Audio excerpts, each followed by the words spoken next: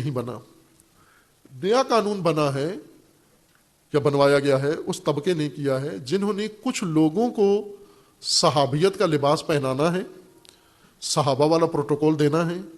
اور صحابہ کے طور پر انہیں پیش کرنا ہے، صحابہ والا تقدس اور احترام ان کے لیے کروانا ہے گن پوائنٹ پہ، جبکہ وہ افراد وہ متنازع ہیں، وہ افراد مسلم نہیں ہیں اہل سنت کے حامی۔ اہل سنت میں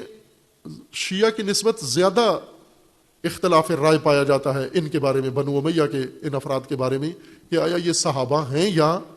نہیں ہیں۔ اہل سنت کی زیادہ کتابیں موجود ہیں، اس لیے یہ سب کچھ ان کے لیے کیا گیا ہے۔ ظاہر وہ ایک اختلافی موضوع ہے، نزاع ہے، ایک فرقے کا ایک نظریہ ہے، دوسرے کا دوسرا، تیسرے کا تیسرا نظریہ ہے۔ اس قانون سازی سے یہ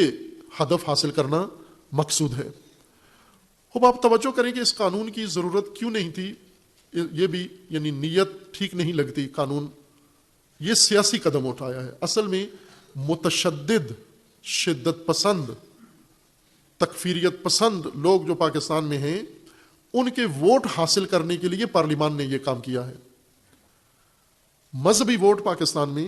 اور مذہبی متشددین کا ووٹ حاصل کرنے کے لیے سیاستدان ایسی حرکتیں کرتے ہیں، اور اس کام سے جیسا ابھی جو عکس العمل میڈیا میں آیا ہے